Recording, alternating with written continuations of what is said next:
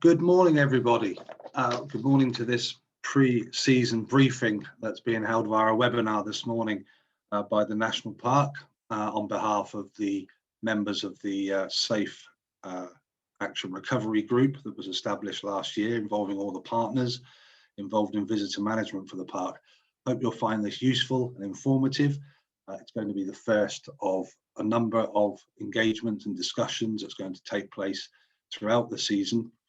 So the purpose of this session is to provide an update to ensure that all the stakeholder groups are kept informed on the plans to manage the visitor pressures in the National Park over the coming months. My name is Martin Earle. I'm a locally elected board member on the National Park Board, and I'll be chairing the meeting today. As I've said, there's going to be a need for ongoing discussions with stakeholders from across all the various range that we have. I know today we have people representing communities, business interests, land managers, recreation bodies, and they're all going to be engaged with throughout the season in a number of platforms that will be more regional or specific as required. So the briefing session today, just a couple of housekeeping notes. The session is being recorded so that we can use it afterwards to send out to many people that obviously couldn't make it today, because that will be very useful.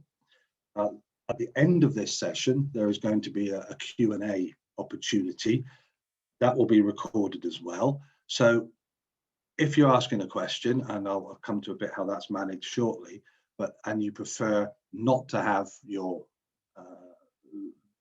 the image on the screen because it will be in this format, you would then be elevated onto the screen and it's what people would see, then turn your video off. That's no problem with that at all if you would prefer to do that. So as I say, this is a webinar, which means that only the presenters and the presentation slides will appear on the screen and on the recording. You will all sit in the background, if you like, as an audience viewing it, so you won't be visible in that recording. When we get to the Q&A, please use your raise the hand function. So if you're not entirely sure where it is at the moment, find it. It's there on whatever device you've got somewhere. Raise the hand, that will be managed. People will be brought forward in hopefully the order that they've raised their hands, who then ask their question. They'll be unmuted so they can do that. And then when that's finished, they will go back and the next person will come forward with their question. So we've got 4 sets of presentations coming up. The first one is from Gordon Watson, the Chief Executive on the park. He'll be dealing with the national environment. There's been a lot of work going on with the national visitor management strategy and the infrastructure and the investments that would be involved around that. Gordon will talk to that. Then we'll have the Director of Visitor Services, Simon Jones, coming up. Simon will be talking about the work of the Safe Action Recovery Group and the joint response management plan that has been established between all the agencies for this season going forward. Kenny Old will be next as the Recreation Visitor Management, outlining some of the key measures that are going to be put in place for the restrictions easing. So the next few critical weeks, if you like, which I think we're all aware of, and then the coming season, so a bit more specific into that level of detail. And then finally, Communications Manager Joanne Ford will be outlining the plans for some of that further engagement that I mentioned earlier. I'd also like to advise everybody that we have partner representatives here today. We have people from Forestry and Land Scotland, Police Scotland, Argyll and Bute Council, Perth and Ross, Stirling Council and West Dunbartonshire Council. And there'll be an opportunity for them to come in at the end of the presentations from a partner perspective.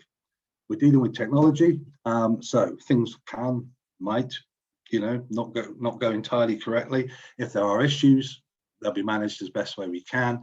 And if I drop out at any point through issues, technical issues, Gordon will step in my place until I can get back in. So there we are. That's what we're doing and why we're here. this morning. So without further ado, I'm going to hand over to Gordon, who will come forward with the first presentation. Thanks, Gordon. Thanks very much, Martin, and I'd like to join you in thanking everyone, so many people for joining us this morning. We've got a great turnout, so we hope you find the session this morning useful, and look forward to dealing with your questions a bit later on. As Martin said, I'm going to kick off just by sharing with you some of the things that are going on at national level that I think you'll find useful to know about, because they do support the work that we're doing in the national park and have planned this season. So I just wanted to take a moment just to highlight some of those to you. So I have a few slides to take you through to just outline that, and then at the end, technology allowing, we'll be sharing a short film as well. So if I could have the slides up, please.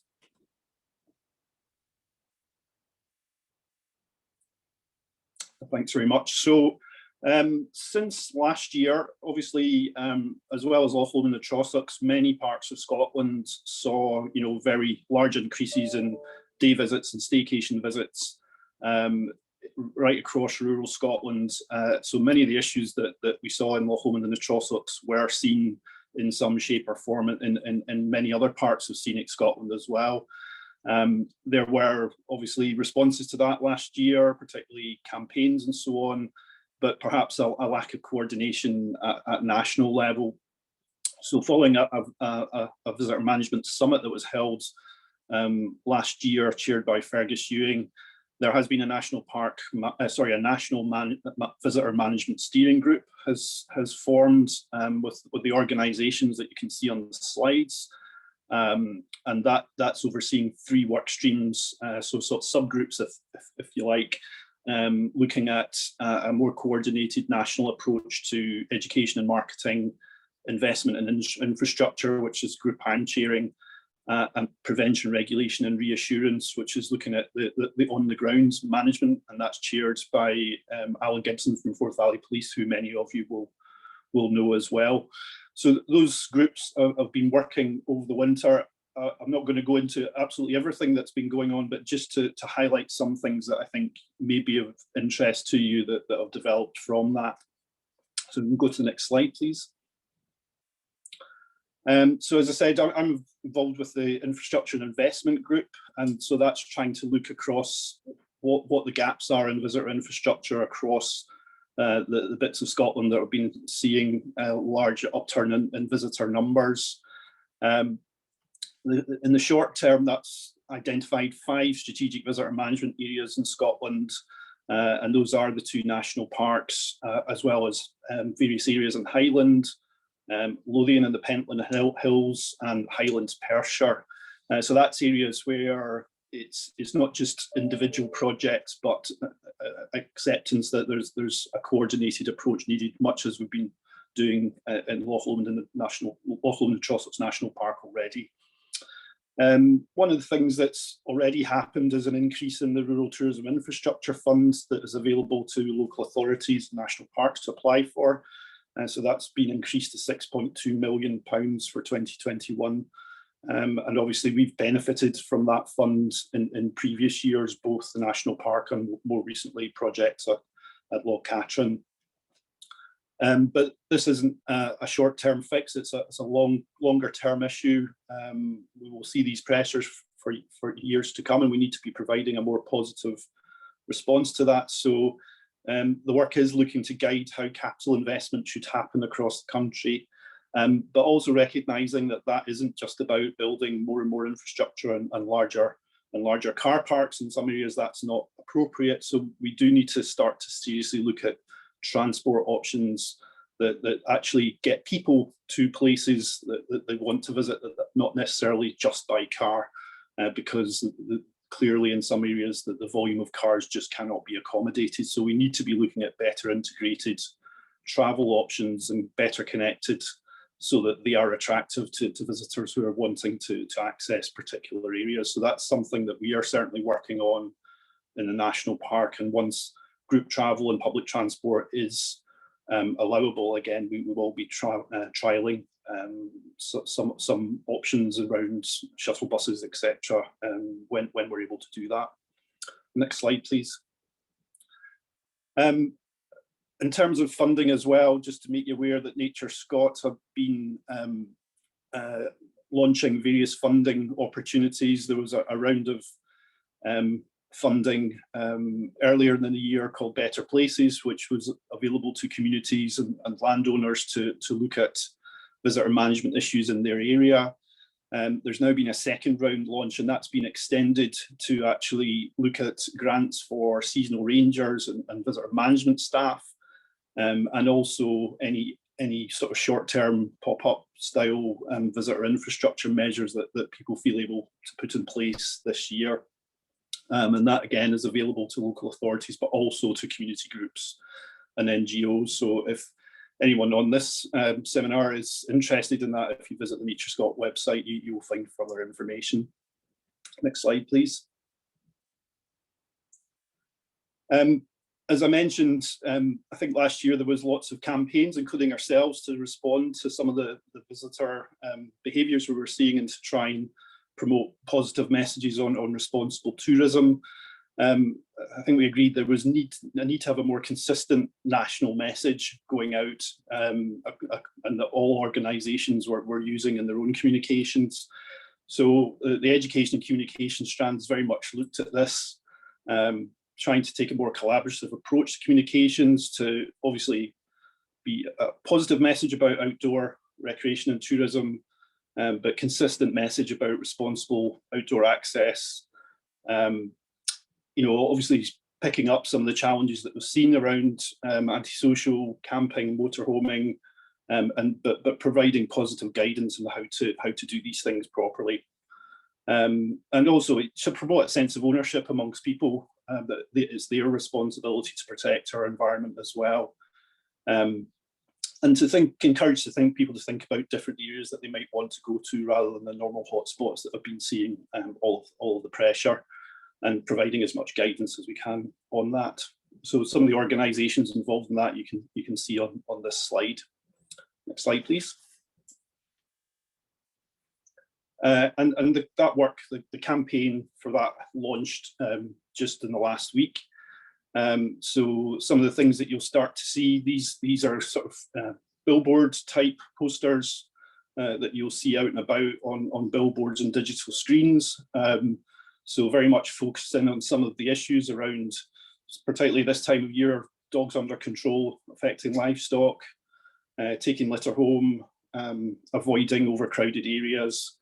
And there'll also be more specific guidance on camping, camper vans and fires as well. And Nature Scot will be putting out their own Scottish Outdoor Access Code guidance on that to supplement this. Next slide, please. So finally, there's also a promotional film that's been launched, again, sort of taking on board all of the things that we're trying to embody in our best messaging to visitors once they're able to move around and visit different bits of Scotland after the 26th of April, when the restrictions are planned to be lifted at this point. So I'll finish off by sharing the video that's been launched in the last week.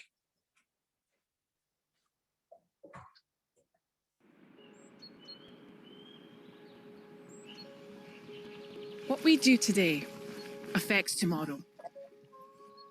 Let's keep Scotland special, now and for generations to come. Whether Scotland's your home or your destination, it's all of ours to care for. Scottish communities need both our time and our respect. Our wildlife has roamed this land for centuries. So when we roam, we need to think of them. Take only pictures and leave only footprints. And leave these special places as we found them. We all benefit from being connected to nature. So slow down and savor the moment. Our communities make our experiences unique. So take time to enjoy the culture and connections. So if you're going to explore Scotland, enjoy it responsibly.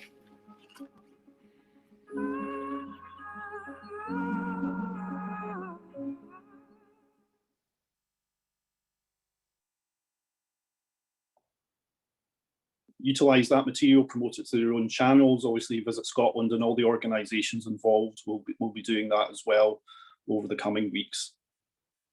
So with that, I'll now pass on to Simon Jones, who will be able to take you through the more national park specific plans that we have for the coming season. Yeah, thanks, Gordon. And as I say, that video will be shared out as well, and the information that goes out after the event. So we'll get it out to you. And without further ado, over to Simon for the next presentation. Okay, thanks, Martin and Gordon, and good morning, everybody. If we can pull up the slides, I'm just going to show you 3 short slides regarding some of the park overview to drill down from the national overview that Gordon has given you, and then I'm going to hand you quickly on to Kenny and Joanne to really get into the detail of things. The first slide you're all seeing here, hopefully, is a map that was pulled together at the end of last year. Again, please don't worry about trying to peer at all of the fine detail now. We'll make sure this is shared, or if you have seen the National Park Authority board papers from March, this is contained in the Joint Response Visitor Management Plan.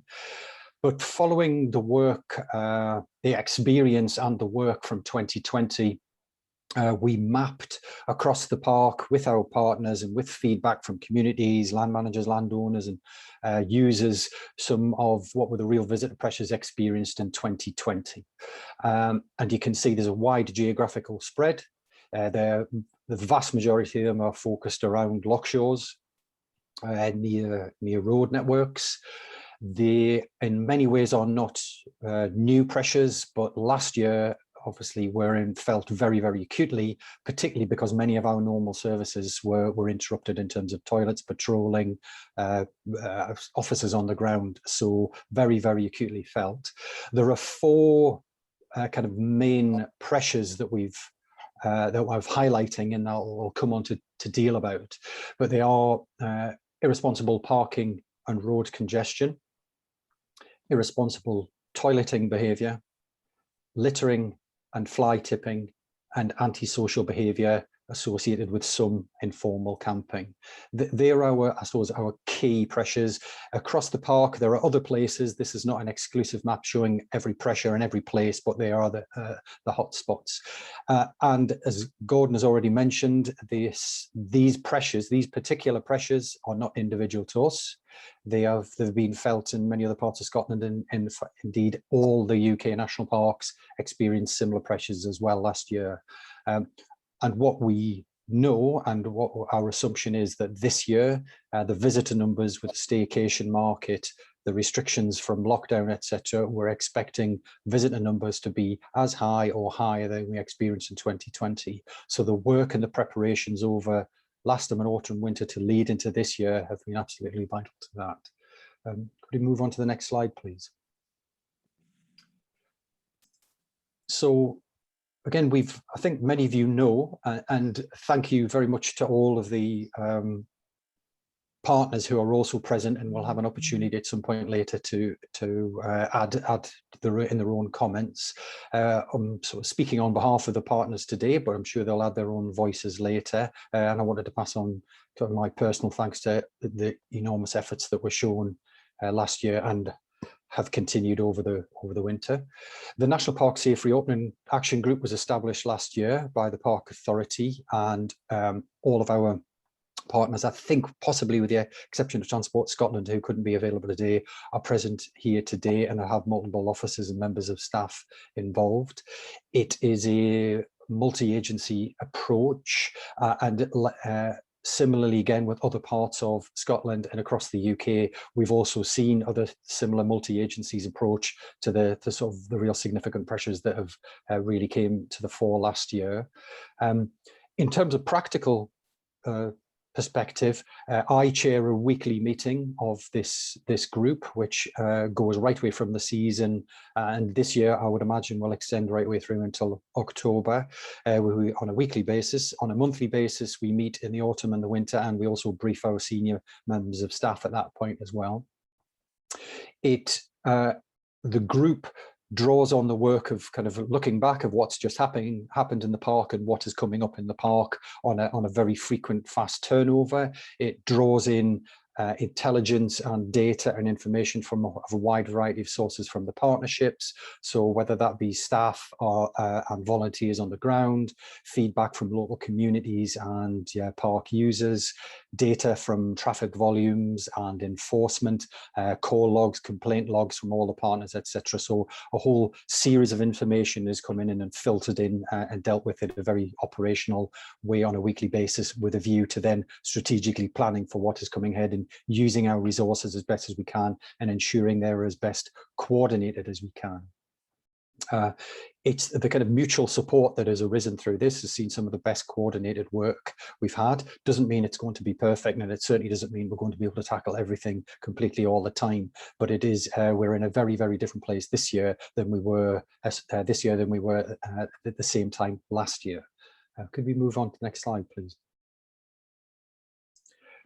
In terms of the Joint Response Visitor Management Plan, which we started planning and after the review of the end of the last season over the autumn and the winter, with kind of what had been experienced, the lessons learned, and also what clearly had come through from what Gordon and Martin has discussed in relation to the need for additional resource, which has been felt nationally, and much of the conversation and the work that has happened across the partnership with other areas in Scotland and the UK and with governments. It has been about trying to win extra resource to be able to tackle these visitor pressures better on the ground. So we've had some success in relation to securing those resources, which Kenny and Joanne will tell you more about in a minute.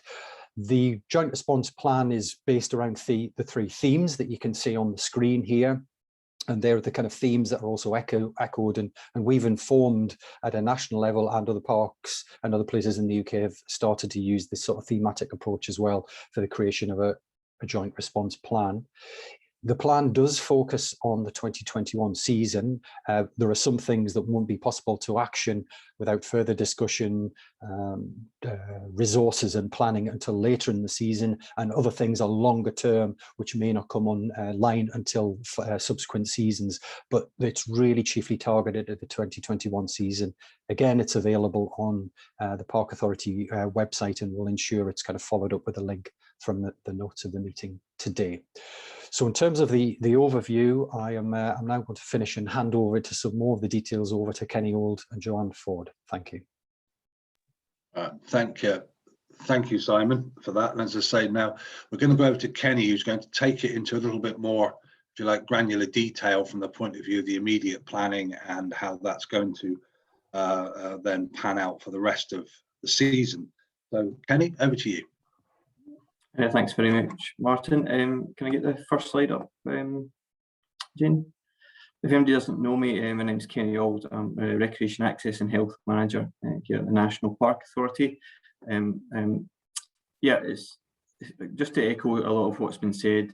Obviously, it's been a very challenging year, but there are some real positives here that in a long time with the park, I've been privileged to work here. I've not seen before, honestly. So some of the joint partnership working, some of the levering of funding in that we're only just beginning to see now is really exciting and really positive, and addressing issues that have been accelerated and exacerbated but are probably not new. And I think a lot of people on this call probably know that. There's all that work is kind of led on to these kind of real opportunities. So I'll go through this. I've only got 10 minutes, but I think happy to obviously discuss offline further on.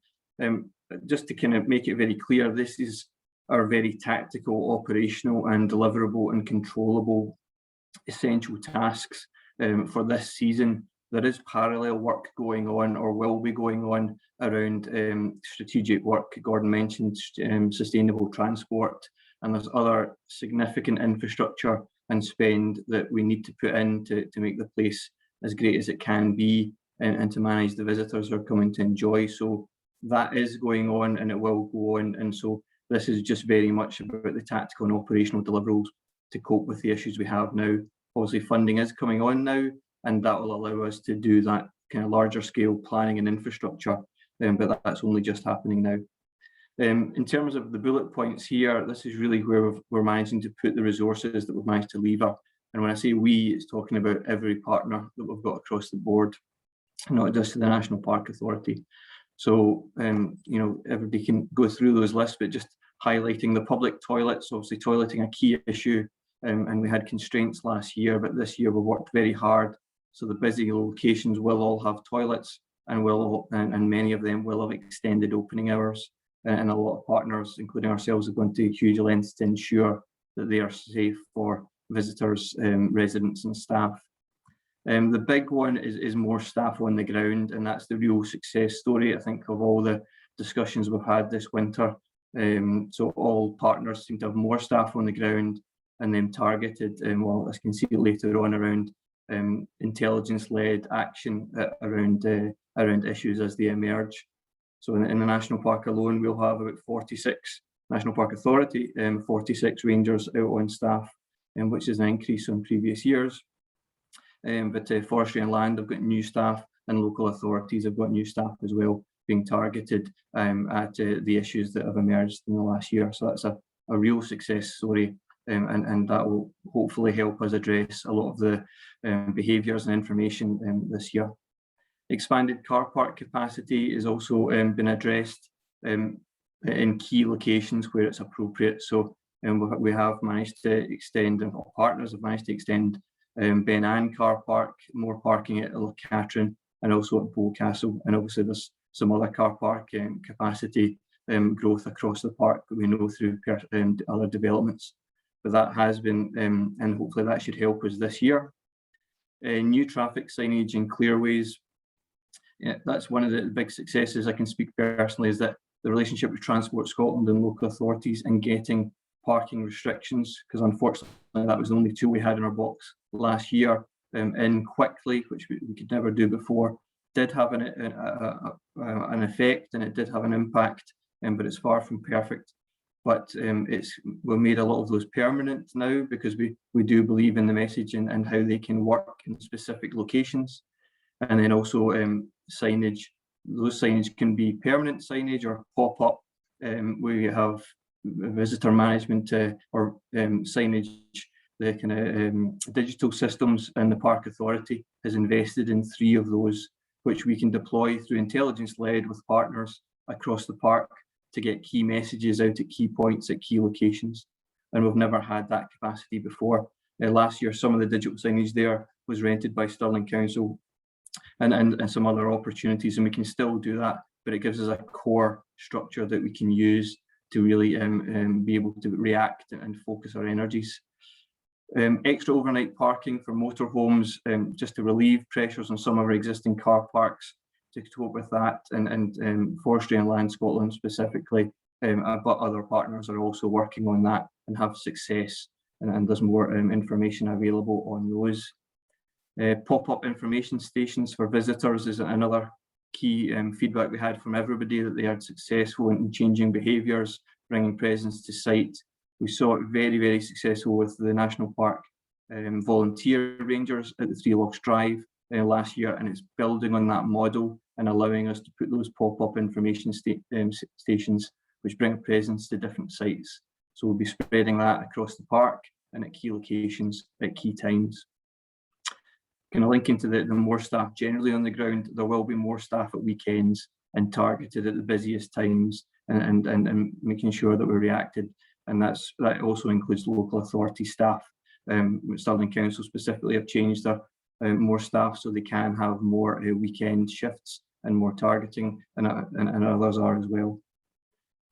Second last bullet point there is a big success, is we're going to have a hit squad volunteers to help tackle litter.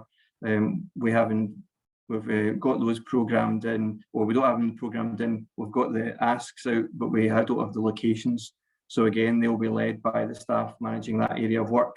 It'll be intelligence led, and they'll be out every 2 weeks. They have capacity to go out every 2 weeks across the summer to really go in and have a blast on any land where there is an issue and through what we know, and that will be coordinated. Linked into that, we'll also have hit squad tasks by paid staff and our new environmental officers. So when I'm talking about more staff on the ground, there's a mixture there of ranger staff, there's a mixture of environmental officers, new environmental officers with a focus on litter and toileting, and local authorities obviously have community enforcement and traffic staff as well. So that's the kind of staff we're talking about there. And then again, on the litter point, the final point there is around a pre-season blitz.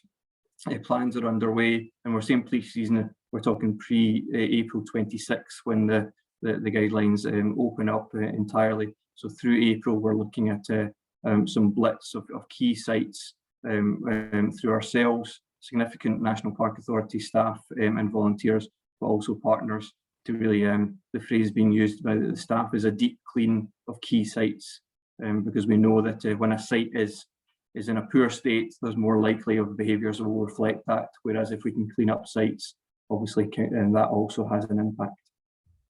Jane, can I get the next slide, please? I mean, this is just, as Simon said earlier on, this is a map that's in the board paper that hopefully a lot of people have read that went in March. Please don't get into the detail. It's just to show that kind of graphical spread of the work that we're doing around clearways, around toilets, and around camping infrastructure and around camper vans. So that work's going on, and it will continue to develop, particularly as we enter a kind of strategic phase through the summer and later. And can I have the next slide, please, Jane? And I suppose the key point that people on this call will also want is the timeline and where things are working.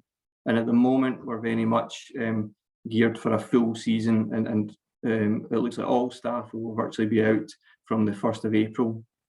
In Easter, we've got a full complement from both the National Park Authority and partners. It's the most staff I've certainly ever seen on the ground by quite a significant distance. And then we'll see how that works and then learn from that experience as things progress through the summer. But certainly there's going to be a full deployment from the 1st of April. On the 12th of April, we're opening up our camping bookings and our camping points there, but obviously they only open up actually on the 26th of April. So that's the timeline. There's a lot of work going through April to try and get ready for the 26th, but everything is in hand and going very positively, which I suppose is what resources allow you to do. The camping permit areas will open, FLS campsites opening there as well. The Duncan Mills Memorial Slipway will also be opening then. The Three Lochs Drive and the Lodge FLS will be opening there. So that's a quick 10-minute run through of our kind of key work for this season. But as I said, partners are doing a huge amount of work here. I've just given you a glimpse of that, and they can answer any questions or make additional points later on. Back to you, Martin. Yeah, thank you, Kenny. Thanks very much for that. I'm now going to hand over to Joanne Ford, who's going to take you through some of the communications and engagement strategy and thinking that's been evolving between the partners and the National Park, and then to the stakeholders and to the communities over the coming season. So, Joanne, over to you. Hi, thanks, Martin. Yep, I'm the communications team manager at the National Park Authority. So hello to everyone who maybe hasn't seen me before. Linked to the Joint Response Visitor Management Plan, we have created a communications plan on behalf of the partnership. Some of this is covered under the information and engagement section of the response plan, but there is a separate sort of communication plan in more detail that supports the overall plan. So I'm just going to run through some of that with you and outline our approach. So if we go to that first slide, thanks, Jane. Okay, so our overall approach to communications has 4 key strands to it for this season. So the first of those is about inspiring and encouraging responsible visitor behaviour. So this is where sort of campaigns come in. This is about the education, the encouragement. This is about showing and telling people what the right ways to behave are, the behaviours we want to see. and actually celebrating and showcasing positive examples. So reaching out to yourselves, reaching out to other groups and ambassadors that we can work with to showcase that behaviour to help inspire others. Alongside that, sort of hand in hand with what we're actually sort of encouraging people to do is also a key thing is for us to be providing the practical information that people actually need to be able to behave or visit responsibly. So this is things like where car parks are open or busy, so status updates on our car parks at weekends, toilets information, where toilets are open and opening hours, information about the camping bylaws, how and where they work, where they're in effect, and how to book permits, etc. So all the kind of practical information as much as we can provide to support people to visit responsibly. And then the third strand, again, sort of really hand in hand with all of this is for everything that we're asking visitors to do, we're going to be showing what we're doing to help that as well. So this is showing for visitors, showing our stakeholders, yourselves, the work of the partnership on the ground and behind the scenes. So it's making sure that it's showing that we all have a part to play and that we're all doing that. So for everything that we're asking people to do, we're also going to be showing what we're doing at the same time. And then the fourth strand of that is, of course, engagement and working with stakeholders. So I'm going to say a little bit more about that in a second. So if we go on to the next slide, I'll just talk a little bit more about the key behaviour themes. And these obviously tie in very much with the pressures that we've seen, that we've talked about earlier in the presentations, and similarly with the national strategy for communications. So these are the key kind of behaviour themes. Parking, camping and litter are highlighted because we really identify these as the kind of the big three that will persistent issues that we see as communications, the key focus from start to finish from the season. So right from now, really from Easter right through probably till the end of October. So for both for staycations and day trippers. And then fires, human waste, toileting issues, water safety, motorhomes and sustainable travel will all be themes that we'll be talking about throughout the season. What we're aiming to do is have a kind of timeline of key focused months or periods where we place greater emphasis on some of these themes so that we're not bombarding people with too many different behavioural messaging all at the same time. But that doesn't mean that we won't talk about, for example, fire safety or human waste, how to do the toilet in the outdoors until that time. It's just that at certain times we will place greater emphasis in our messaging on those, will step up. So we're developing fire safety communications with partners for kind of later in April and May, which is a key time. Our toileting campaign, the human waste campaign that we ran in 2019, which was pretty successful in addressing that behaviour, will run again as we move into the season. Water safety, again, we're working with different partners and stepping up our communications around that. Motorhomes, again, the same. With sustainable travel, as Gordon and Kenny have highlighted, that's something that's it will be a focus this season and longer term. So it will probably come in more into our communications focus later in the season, probably more when public transport is something that we can encourage a bit more, but probably not the right time for that at the start of the season. But it is in there and it will be a part of the communications plan. Okay, next slide, please. Yep, so just want to run you through some of the kind of key audiences we've identified we're trying to reach through our communications. So first of all, in that first column, we'll just talk about the visitor side of things and who we're, priorities of who we're trying to reach. So families in particular, so obviously we all know that staycations are going to be huge again this year, staycations and day trips within the national park. And we know even from now, from Easter and the Easter holidays, even when the full travel restrictions haven't eased, particularly families on day trips, we're going to see a big increase in that. 18 to 24-year-olds, particularly from around the Central Belt, so around, easy kind of access to the national park.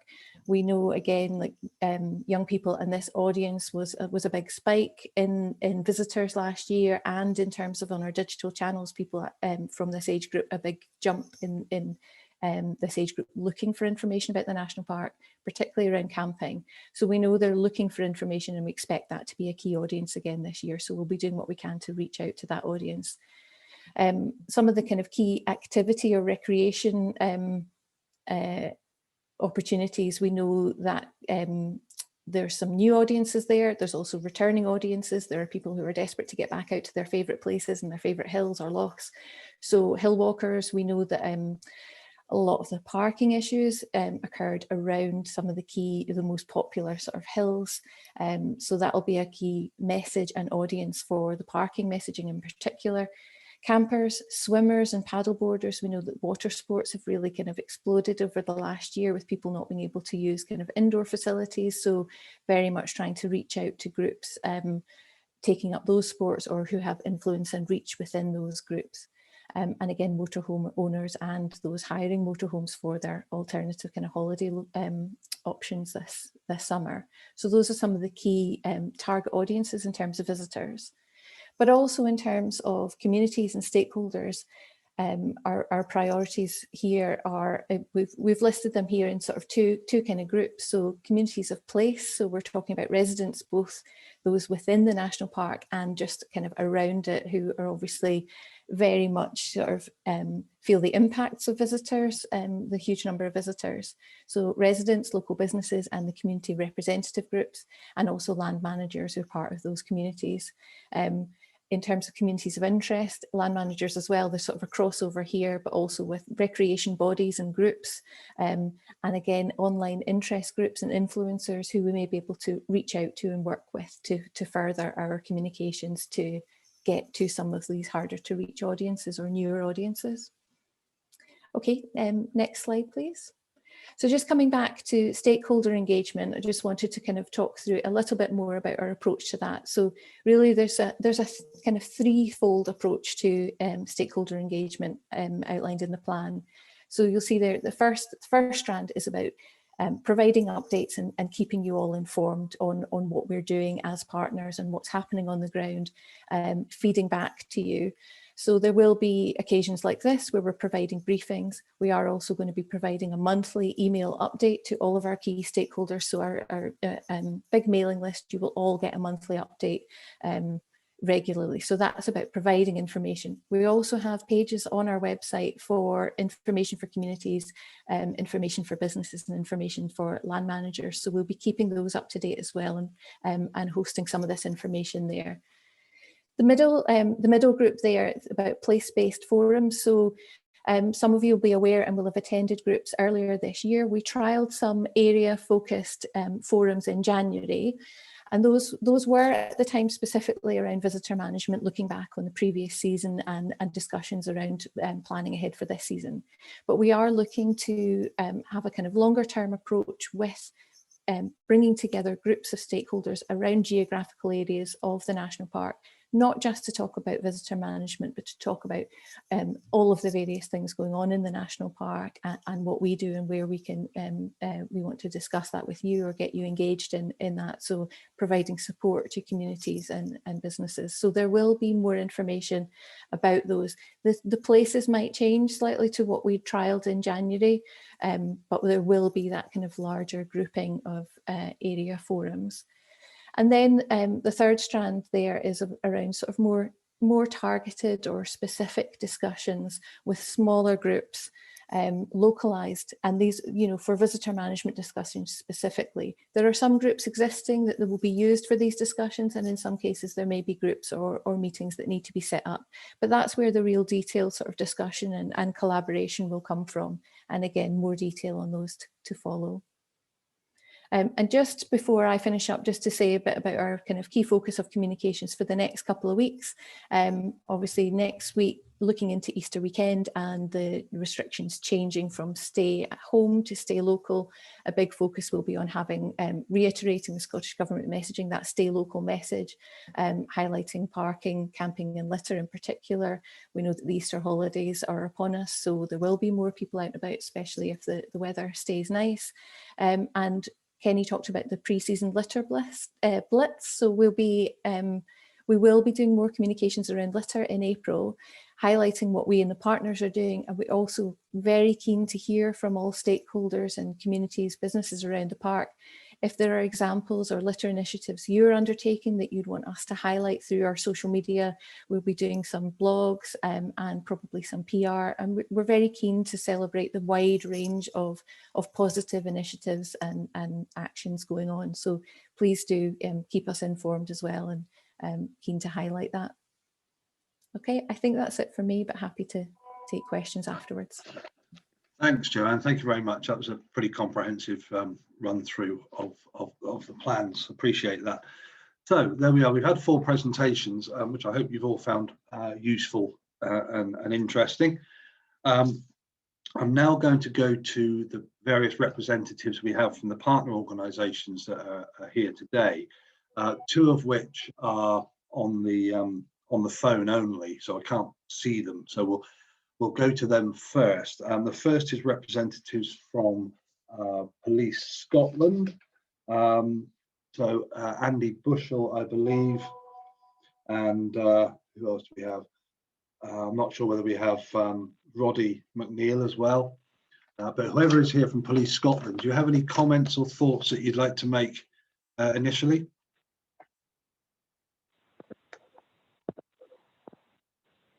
Hi Martin, it's Andy Bushell. Can you hear me okay? You're very faint, Andy. Hello, can you hear me, Martin? Ah, there we are. Hi, how you doing, Martin? It's Andy Bushell here.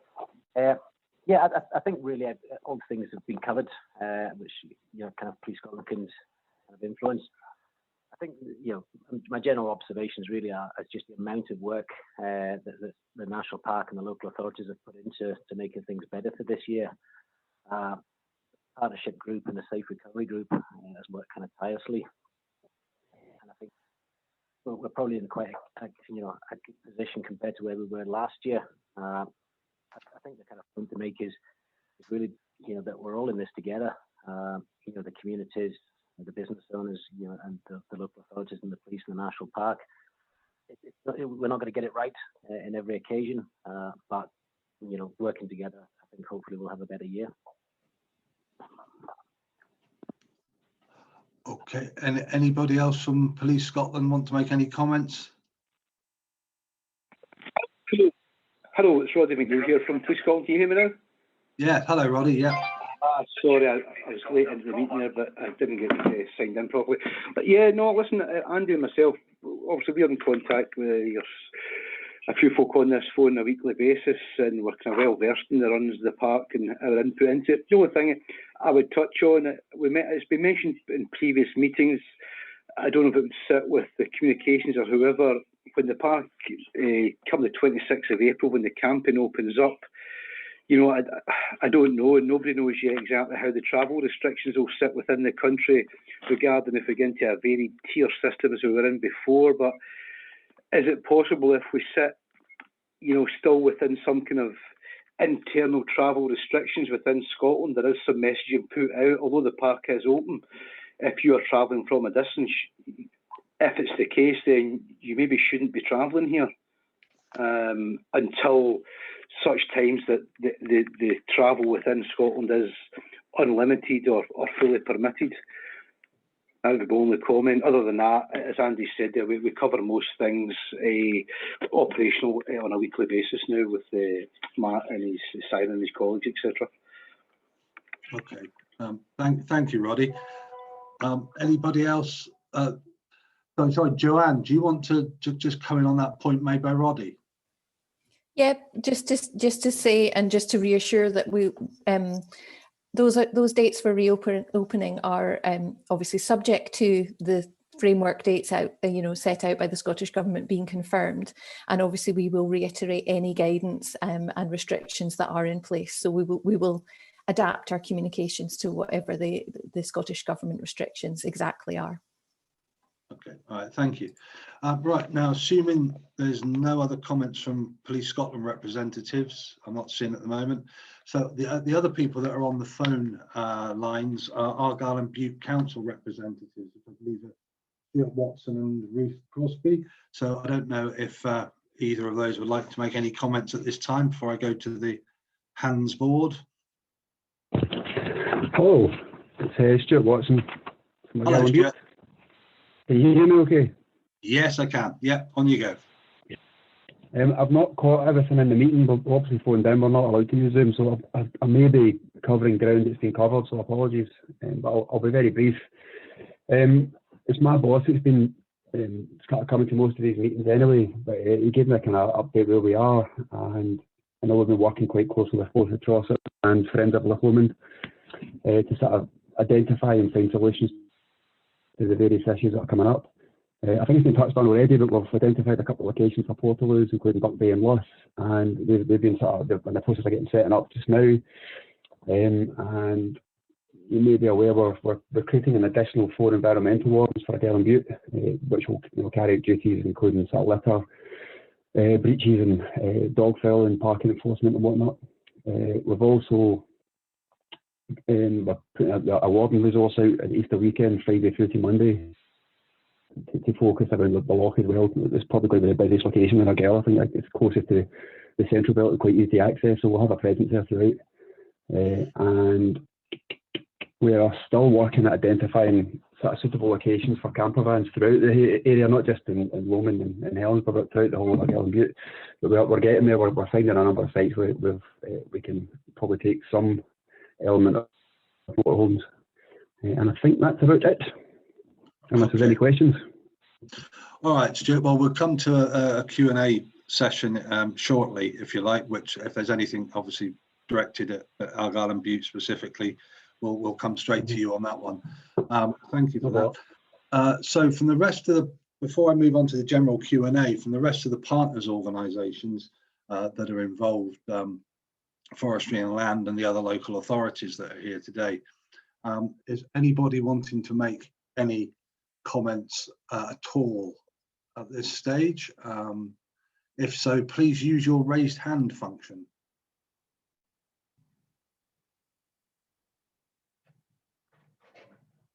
Stuart Chalmers at Forestry and Land.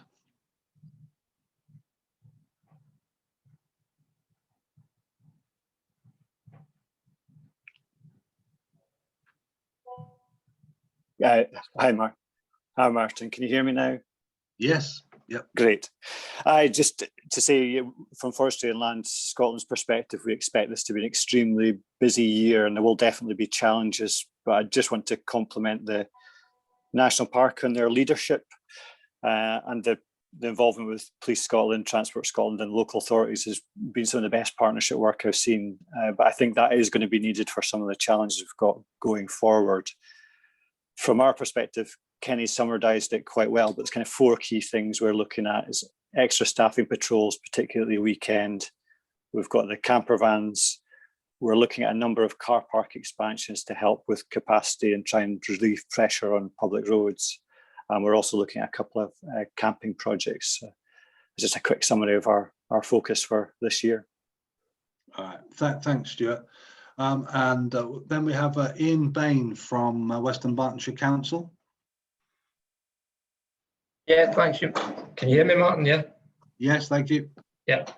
Just a quick update. We have managed to secure 4 additional seasonal staff for the Balloch area for this coming season, and they'll be starting the Easter weekend, primarily dealing with managing the public toilets and litter bins and just general assistance with members of the public.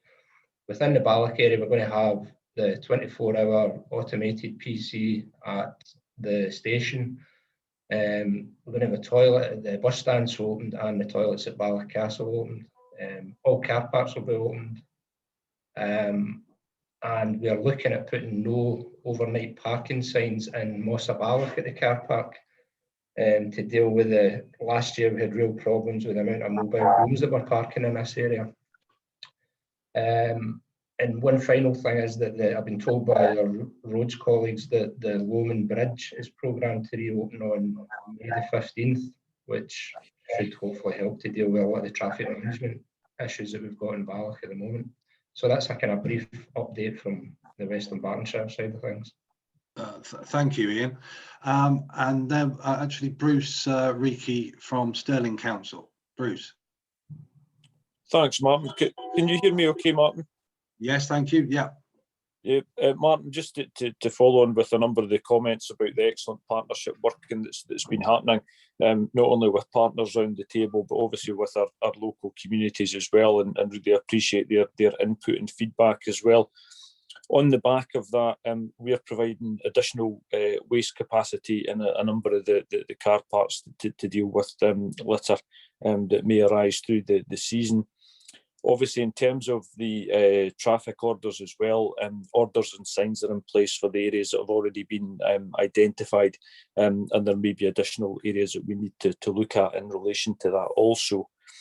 In terms of public toilet provision as well, we will be extending opening hours in a number of the busier sort of toilet facilities that we have throughout the park as well. And we're also making additional litter patrols available over the weekend period as well. So just to give that brief update, Martin, thank you. Brilliant. Yeah, thank you, Bruce. So unless there's anybody else from across the partners organisation, I think pretty much everybody's made a comment in there. Thank you very much. So we're now going to move to the Q&A session, as discussed earlier. And I'll just remind everybody, it's being recorded. If you want to put your video off, it's entirely your prerogative and up to you, and perfectly acceptable to do so. Otherwise, you'll appear on the screen, so to speak. So without further ado, I'll try and manage where the questions might be directed as we go through. So we'll try and cover these in the order that some hands have gone up already. So first of all, James Fraser. James, you're first up. Question. Thank you, Martin. And can I just comment that we welcome all the initiatives being taken, wearing my hat as the Friends of Loch Lomond and the Trossachs, and also as the Steamship Trust at Loch Katrine. We're getting great cooperation on Loch Lomond side with breaking the problem at Duck Bay, which has been there for 25 years. So thanks to Argyll and Bute and the park for helping us take the lead and fund toilets there, along with an all restoration. Just to comment that we are looking with support to do the same at Aricha with the community and the support, and we're trying to pull together a green recovery grant. My question really relates to Loch Lomond side, and it's the 82 corridor and litter management, because we're conscious the volunteers can't really tackle that, and our desire to see an experiment pilot scheme with selected litter bins, which we're willing to do something with Argyll and Bute and others on, because we really need to see a situation there. So that's one part. And the second part is Tarbet and the current plans for charging, and just to look at the issue of the implications for buses in that area, because we could end up compounding the visitor management issue there. And our plea would be that there's an early action is working on an RTF bid with the recently established Aricha and Tarbet group to see if we can expand provision there looking ahead to next year. We think there's an opportunity there. So I think I'd leave it there for Loch Lomond. Secondly, on Trossachs, just to say we have taken the lead wearing the Steamship Trust hat and with others on a £600,000 Trossachs Visitor Management Initiative, and we're starting to get some good support, practical support in kind from the council. Delighted to get planning permission this week for our 2 car parks at either end of Loch Katrine. But just to say they won't be happening until the autumn, because the steamship company needs to raise some money because we're substantially down, obviously with being closed. So, you know, just to update on that, the Trossachs Trail element will be happening, but any support, either the Park Authority, Council, it can help us to realise and deliver that programme. In fact, it's a wee plea for financial support. We could accelerate the implementation of that scheme, but just generally welcome that we're in a better position this year, and I'll be delighted not to go on radio 6 times in April and May this time pleading for everyone to open toilets. We appreciate last year all your hands were tied by the government, and thankfully they've seen sense and allowing you to open facilities, because as you all know, visitors are here in numbers already at weekends, and they will be, and it's going to be pretty challenging even over the next month before private sector and other tourist facilities are able to open. Thank you. Okay, thanks, James. Got people coming in to respond to that. Gordon, you were first up with your camera on, so shall I go to you, and then through to Simon, Kenny, and Joanne? That's the order you came up. Okay. Just checking I'm not muted. So the car park charging at Tarbert is, we have been carrying out consultations on that, and we are looking at, there's obviously practical issues, there's school drop-offs, as well as the different users of that site. The introduction of the system is not imminent because we do want to take time to make sure that that doesn't cause inadvertent issues. So we're not rushing that for the beginning of the season. So just to reassure you on that. On RTIF, yeah, the funding becoming available, and also one thing we didn't mention is that the Scottish Government announced a 5-year capital spending review. So that's the first time in a very long time we've had more than a 1-year picture of what resources we'll have. So that means we can start to put together more ambitious RTIF bids, and hopefully with some of the partners that are on this call in some locations as well. So we will certainly be looking at that, and that Arica Tarbert area will be one of the areas that we'll want to focus on, and it will certainly form part of the sort of community engagement that we'll want to do around that as we move forward in the coming months. Yeah, I think that's all right. I'm not going to answer all your pitches, James. We will no doubt talk about that in future, but thanks for your comments on what you've heard today. All right, thanks. And Simon, I believe you're going to pick up the other point. Yeah, just on the litter on West Loch Lomond. Yeah, I mean, and I think agree with, we understand in terms of over a year and some of the feedback and what we've seen ourselves and partners and local communities seeing, there's some real issues with litter there. Now, technically it is an incredibly challenging place, as you can imagine, from safety perspectives, but it has been discussed in detail at a recent weekly meeting. Transport Scotland would be one of the lead bodies, as it's a trunk road, and effectively you need kind of safety vehicles really to be able to operate and do litter picking on that. I think what between Transport Scotland, Argyll and Bute and the local authorities with ourselves, where we're aware of an issue, it has been flagged up. Frankly, that we do wish to tackle it, and I think some of the communications around the messaging around that is going to be a key point in the future as well. So yeah, trying to respond to that issue has been flagged, and we are discussing best way to tackle it. Thanks. Okay, thanks, Simon. So next hand up was Angus Cameron. Over to you, Angus.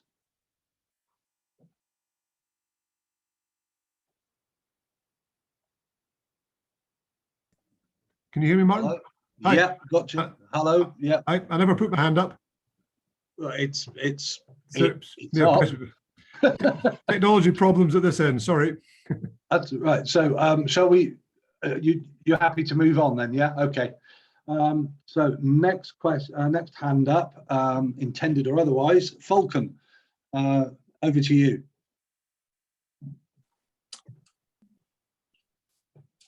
Hi, Martin. Can you hear me? Yes. Yep. Loud and clear. Just, I think I appreciate all the work that's been put into this, much appreciated. I was just wondering, is there going to be a dedicated hotline or email address for like land managers, communities or whatever to feed into the national park where hotspots arise that the rangers haven't covered, and to collate going forward the sort of impacts and problems we're having? Thanks, Falcon. Who wants to pick that one up? Is that Joanne? I can cover that, Martin. Yes, there is, Falcon. Yes, it's a good point. We set up a dedicated feedback inbox last year, and we will be using that again. It's obviously not for sort of urgent incidents happening at the time, but yes, that is where we would like to hear from stakeholders, land manager, communities where you're seeing issues, and then we can use that information to feed into sort of deployment plans or future planning. So that information in that email address will come out following the meeting. We've got a sort of information pack to come out after this. So we'll include that and some other key contact details. Right. Okay. Thank you. Thanks, Falcon. And next up is Jean Maxwell. Jean, over to you. Hello, Martin. Good afternoon. Hi. Good morning. some superb work going on there, and great to see all the interaction between the various partners. Stunning bit of work there. The one area I'd like to get a bit more understanding of is what's being done to try and educate people, inform people about other opportunities locally. It's been mentioned in the passing, but there's no details there. My particular interest would be around this area of the Trossachs and Ben Ann. Massive numbers of people turning up there. Yes, some work's been done on more parking. Yes, we've got the clearway, but there are already complaints about the place being mobbed. We need an education program which will put people to other places. What's being done to inform people about other places to go? On the Duke's Pass, there are at least half a dozen car parks, mostly owned by FLS. Has anything been done about diverting people, a mile or two to go somewhere else and spread out? There's a huge space of ground at the base of Benvenue, a nice big car park halfway up the Duke's Pass, several other opportunities where 20 cars here, 30 cars there could soak up a lot of that mass of people who are currently rocking up to Ben Ann. So if somebody could discuss that, I'd very much appreciate it. Thank you. Okay, yeah, thanks, Gene. Good point. Who wants to take that one up? That'd be Kenny. Yeah, I mean, it's a good point. I think Ben Ann's a special case. I would only really compare it to Conic Hill in the fact that we know it's a phenomenon, and we're seeing growth in numbers with a few hills across the country, but that people are going there for that specific view, that specific experience. It's quite an entry level hill, and actually a lot of that audience aren't like there's a lot of recreation takers who don't go for people. They want to go for a more solitude, and that audience actually don't. They value people. They enjoy the camaraderie. They enjoy the view. It's a very valuable kind of entry into recreation and active lifestyle. So I think we do need to be very careful. It's something we're always grappling with. We want them to progress onto other hills, and we want them to move on and to have awareness and knowledge of where they can go. So it's definitely happening. I think Ben Ann's a very tricky one in that regard because they're going for that specific experience, and they feel comfortable because they've either seen it on Instagram or through their networks or been there before. So it's working with the confidence of that. We've got different tools. So we've got a new journey planner coming out later in the summer when we're able to promote public transport, and you'll hear more details of that once we can do that later in the summer. And that will say to people when they're planning a journey, whether it's by car or by public transport, that they're likely to be going to a very busy area, and where they can go that will be less busy. It will also trigger points saying, if you like this experience, here's somewhere else that can give you a similar experience that's not quite as busy, because nobody wants to be stuck in traffic jams and having to take the gamble of parking irresponsibly. So we are working with that. It's a little bit tricky because we do have our audience on the websites, we do have our audience on social media, but you'll be aware that a lot of people going to these hills, we're not quite touching them, and to try and change their behaviour once they're there on site is quite tricky. I think once public transport and we can work on the whole, that will be a lot easier. But at the moment, our ranger service try their best, and we, through our comms, we only market, we continue to market alternatives. But happy to take that offline, Gene, and if you've got any other suggestions on specific locations that you think will work, then we can integrate them into the comms plan. Okay, thank you. Simon, did you want to come in on that briefly? Just very briefly, thanks for the question, Gene. I think it's a good point, and I don't want to labour because Kenny's given you a comprehensive answer there. But just to say, it's an area that we are trying to progress, I suppose, with emerging technology as well, to be able to effectively really redeploy people. You need a very live, active feedback system that has very reactive, good communications. So you know where's busy, you know where's not, and you can redeploy people quickly on it. We're doing a pilot with Stirling Council on a kind of remote sensing approach to some of the car parks called the Internet of Things, basically. And with the visitor management so the big VMS sort of signage as well, to be able to deploy them in a mobile way as well. So I would certainly say it's a work in progress. We're very interested to hear where the kind of the spare capacity is in car parking, but I think it's a thing that we need to develop, and we are making sort of steps in that as we move. We're going to be trialing things this year that we didn't have last year to try and be more reactive on that. Thanks, Martin. Okay, thank you. Right, there's a good number of hands going up, which is great to see. So we'll try and get through them as we can without rushing too much. Next up is Mark Hamilton. Over to you, Mark. Yeah, hello, thanks very much. Can you hear me okay? Yes, thank you. Yeah, great. I would just echo the previous questioners about the work that's been done by all the agencies. A big effort, really, really helpful for somebody like myself who's a landowner.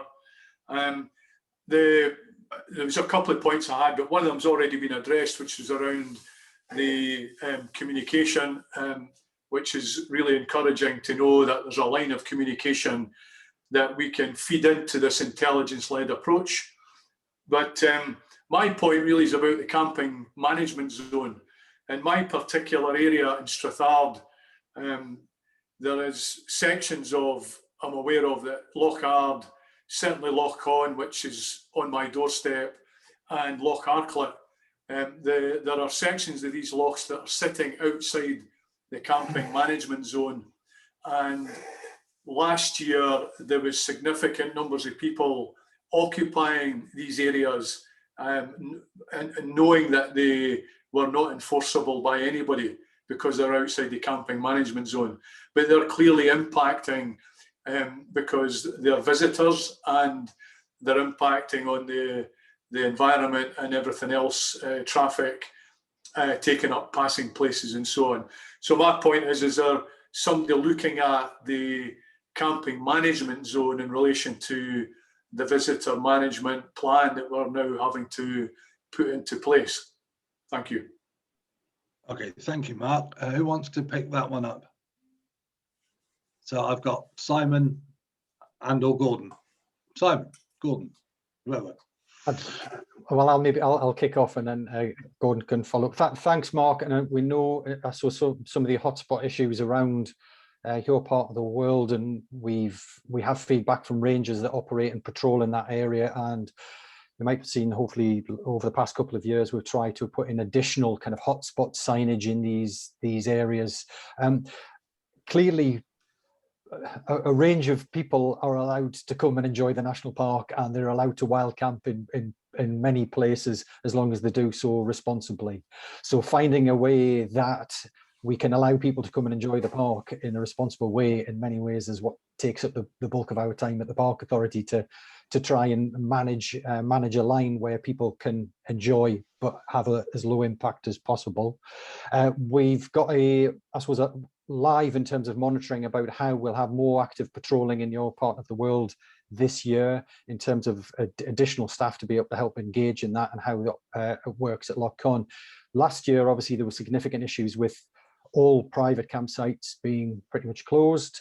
And even if they were open in some of the larger sites, which I don't think ever happened at any real sense, they still weren't allowing camping in many places. So we hope we get to a point at some point this year where some of the private sites will reopen and allow camping. So there's actually more provision out there for people to come and enjoy camping in the more formal camping in the park than there certainly was last year.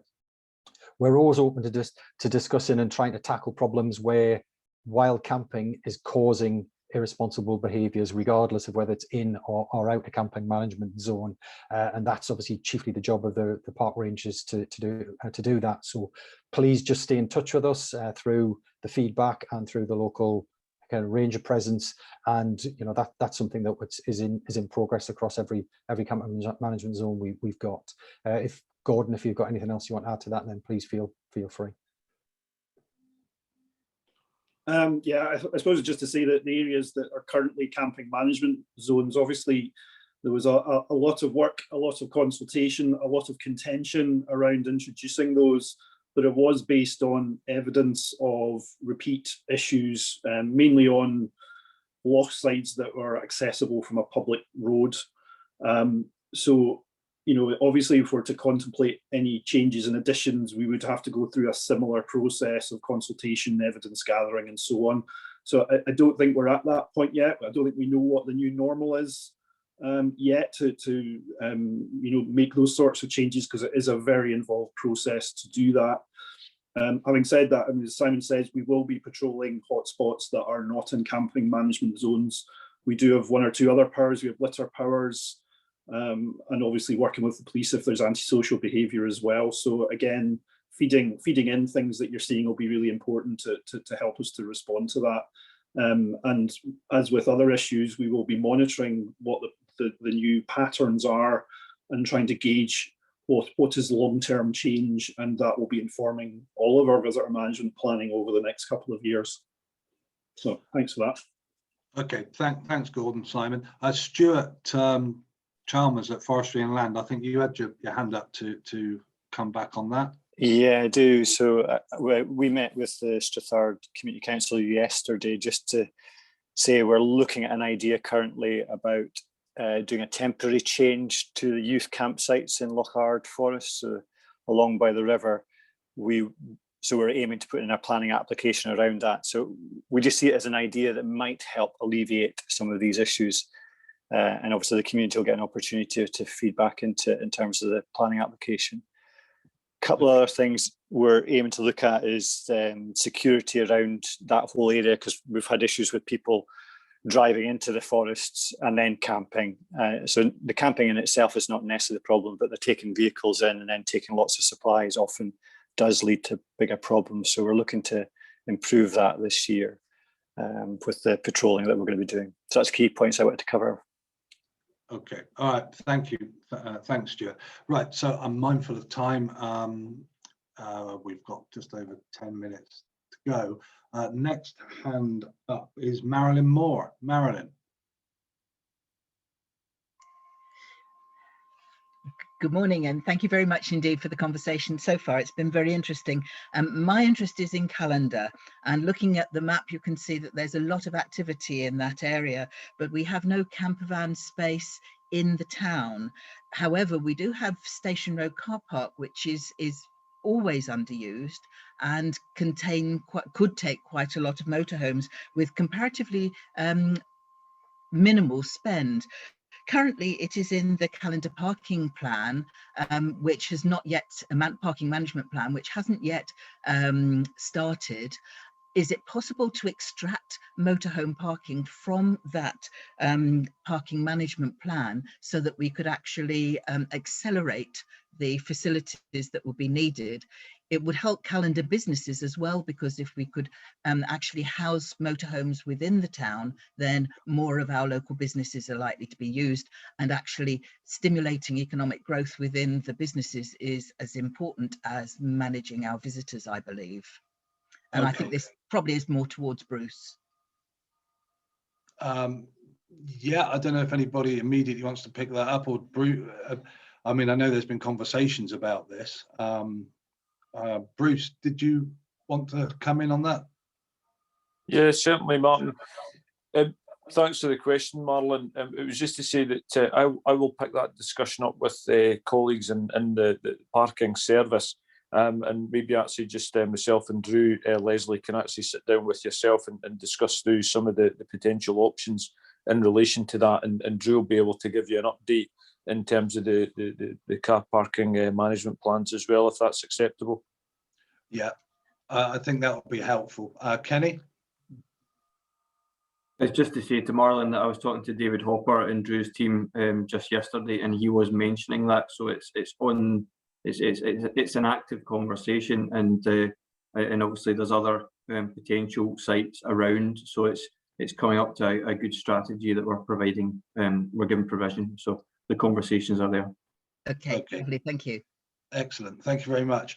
Next on the list was Amanda Clark. Hi, Amanda. Hi, Martin. Can you hear me okay? Yes, yeah, all good. Great. On behalf of Cullen Community Council, we've been having some really good discussions with Stirling Council to get ourselves ready for this, whatever this onslaught is going to be. I just wanted to put a plea in for the park to not forget Cullen on the outer periphery of the map and within the park.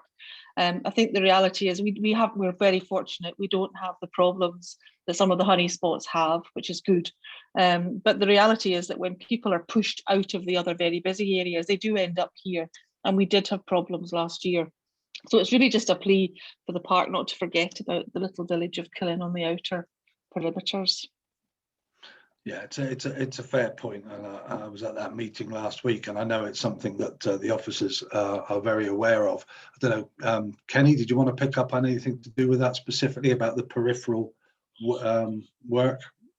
Well, I think it's a good. Well, we're not forgetting. I suppose that's the first thing. But the acute nature of what we're seeing in other areas at times can be seen to be taking us that way. But I know, for instance, Derek Manson within our kind of forward planning team has been doing a lot of good work with the community up there and around kind of more strategic planning, and particularly when we get into some of the sustainable transport work, hopefully that I'm sure will come online. Then I think there's really opportunities for Cullen. I mean, there's some really good recreational opportunities around Cullen and some of the more positive economic growth area of potential there could and benefits for the residents obviously as well. And we're looking at Glendochart connection. So some of the more strategic work there's some real opportunities up there. In terms of at the moment, we're kind of delighted that Cullen's not seeing some of the issues others are. As soon as they are, then please just let us know, because then we do have ranger capacity up in that area of the park, and it can react when issues are required. That's helpful, Kenny.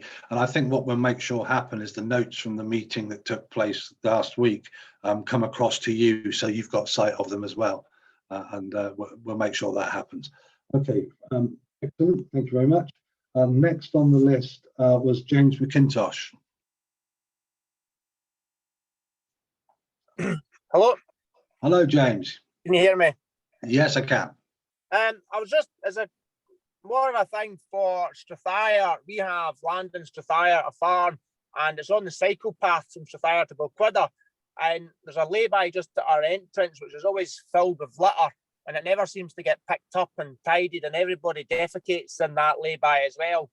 And then they also, last year when lockdown was, there's no public toilets in Strathire for anyone to use, and they were defecating and leaving used sanitary products in our field gateways where there's livestock and that, and they were also going into the farmyard and defecating in there as well. So it was just a kind of thing to find out who's really responsible for picking up that stuff from the farmyard and from our field gates, because it's everyone coming into the national park, walking along the cycle track and cycling, and there's no public toilets in Strathire for them to use. So they're just using the gateways where the livestock are. Yeah, no, okay, thanks for raising that up. Simon, did you want to pick up that one? Yeah, thanks for that, James. I mean, I'm sure if the connection through, whether it's NFUS or SLE, obviously landowner has responsibility for most of these things, which is the way that things currently stand, even if that's not massively helpful in many situations. As we touched on earlier, I think if probably the easiest thing is, if you wouldn't mind, we can take this offline and have a discussion with Nick Turner, who does our litter prevention work, but obviously I think it's a discussion between probably ourselves, you and local authority, about how we could look at it as if we've got a very specific site-based issue there. So happy if if you want to contact us directly, and we'll take it offline if that's okay.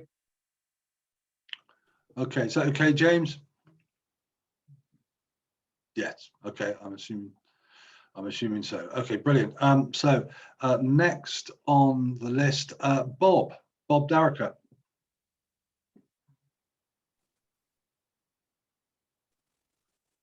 Thanks, Martin. Thank you. Thanks to yourself and to Gordon and the others for pulling this together. I've got just a couple of questions, really. One to Joanne, really. I thought our communication plan presentation was very good. And a couple of people have asked about reverse communication and speaking to the partners in terms of providing intelligence and the likes. Yes, we will be able to provide through the National Park one point of contact. Is that going to provide a further link to all of the other partners? And if not, could other points of contact be provided to ourselves when that information has been passed out? And secondly, a question to Stuart Chalmers, really. The plan that Kenny put up showed the Ardentini beach area and that a review of the site was being proposed by FLS. I just wondered what that entailed and whether you could say a few words about it. Thank you. Okay, Stuart, do you want to come back on that one?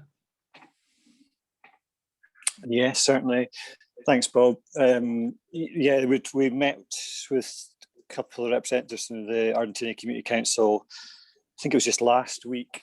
So that's another site that we're going to aiming to put in a planning application for. So we're looking at two things. One's the camper vans and putting sort of formalising camper vans at Ardentini, and the other thing we're looking at is reducing, basically making a bigger area that is less accessible to cars, and the proposal is to make that a camping area, but we need to go through a planning process on that.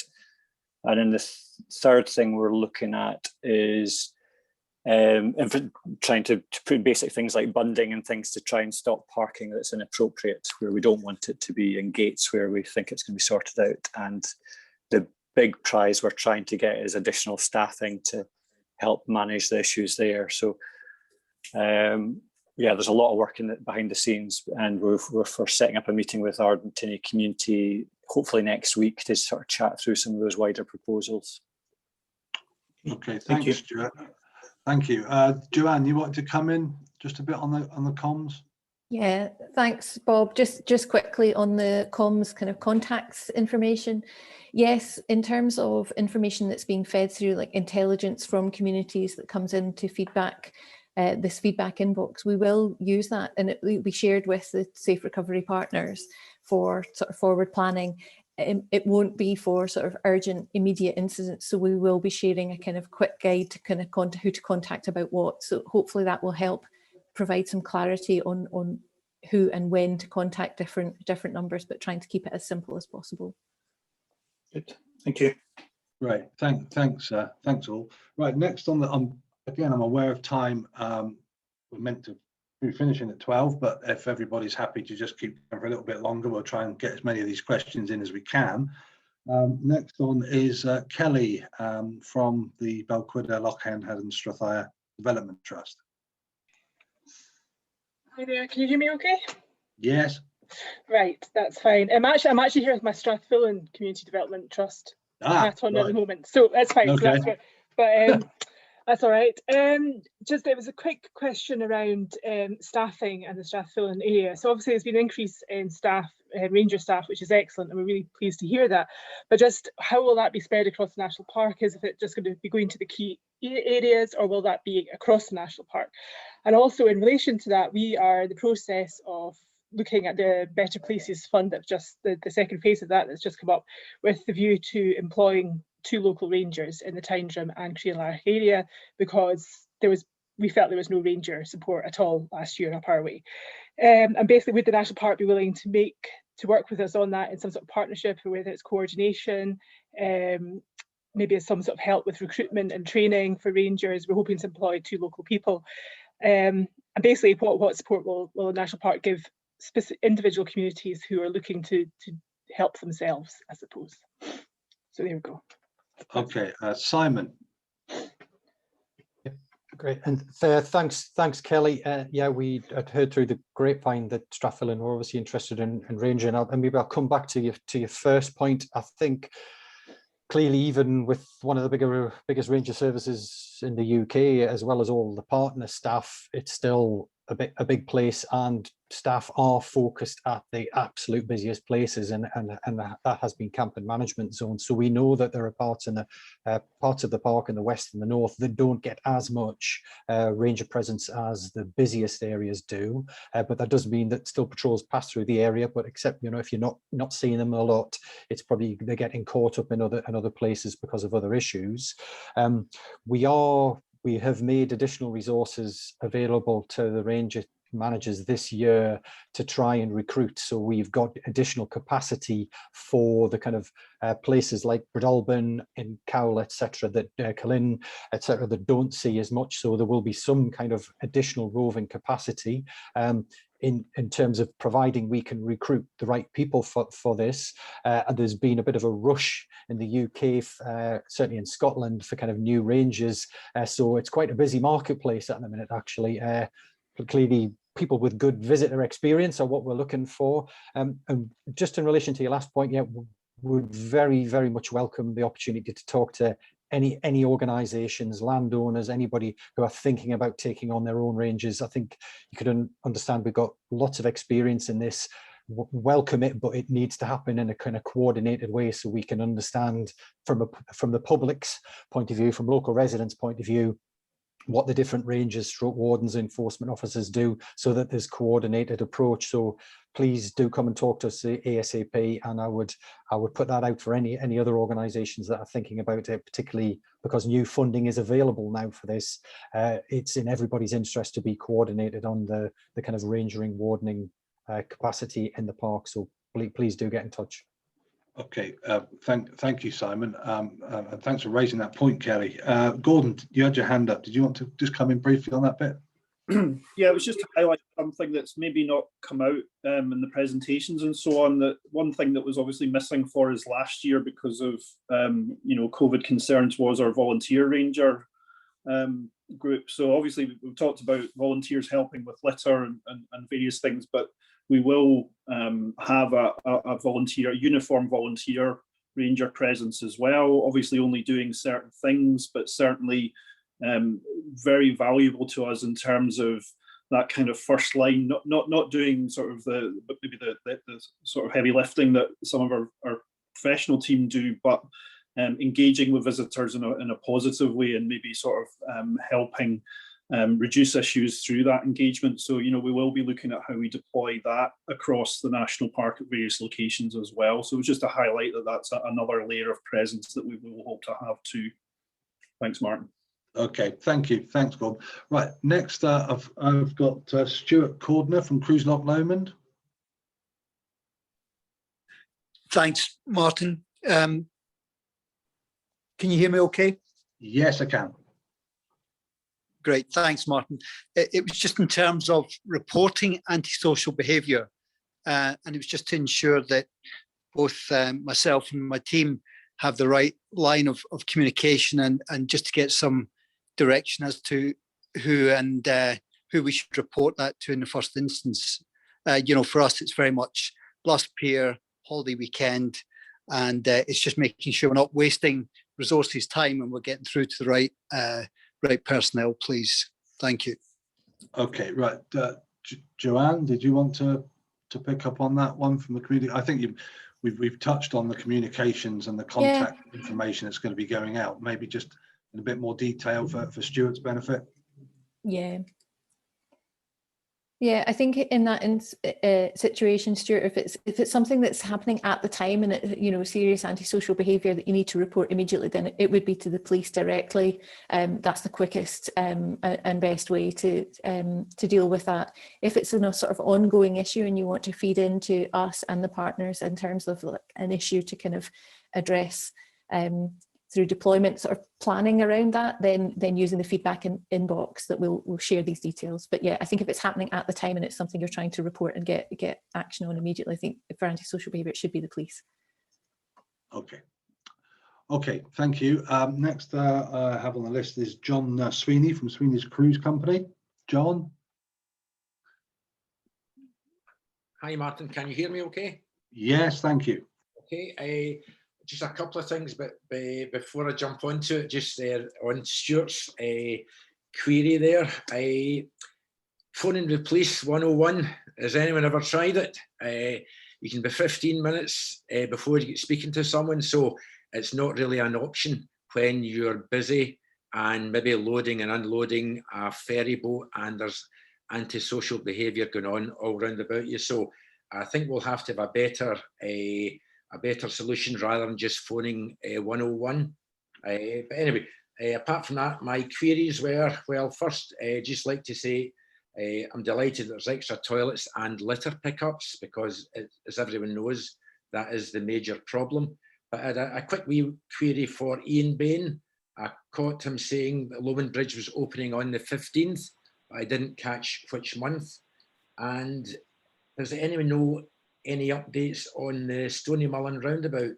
I know it's an Amy Highways a problem, but it's been lying half demolished now for over 6 months.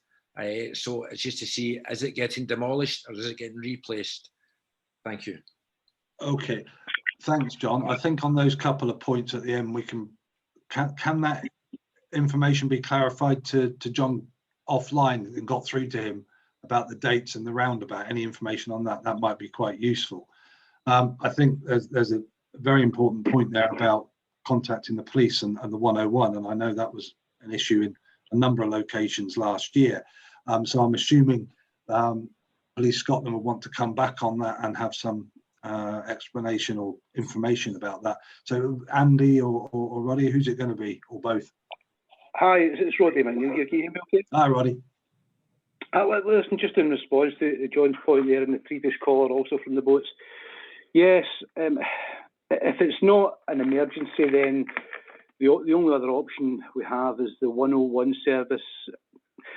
I'm not agreeing or disagreeing with John, but I appreciate exactly what he's saying. We don't have localised control rooms anymore. You could be phoning Bilston Glen through Edinburgh with the 101 system, and I appreciate it doesn't. It has some issues, let's say. On a more kind of localised basis, and really not to be given out willy-nilly, we do have direct phone numbers to the supervisors in the area, which I would need to double check. Personally, I'm over in Helmsburn. I do cover Luss and I cover Balloch on occasion. I wouldn't have any issue giving certain numbers out to a select few people for a direct contact. So some folk probably already have them. The only issue there is the sergeants are also out and about. I can't guarantee they're not manned 24/7, but if you can leave it with me, I'll just run it past my boss to check that they don't have an issue with it, which I don't see why they will have. And if that's okay, I can give out probably the number for the Alexandria team and the Helensburgh team supervisors as an option. I don't know if that would be of any benefit, but I do appreciate that the 101 is maybe not the most dynamic phone number to phone, as Mr. Sweeney suggests there. But I think other than the officers are out and about, and we do all have obviously radios and mobile devices now. The radios are on a different system altogether. They're not contactable by phone easily. It would really be the supervisors at the offices, but I'll arrange to get those numbers